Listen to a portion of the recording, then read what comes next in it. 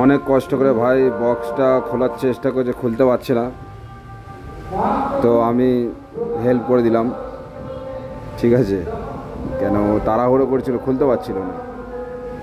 তো ফোনটা দেখতেই পাচ্ছ, তাড়াহুড়ো করে অ্যাপার খুললো।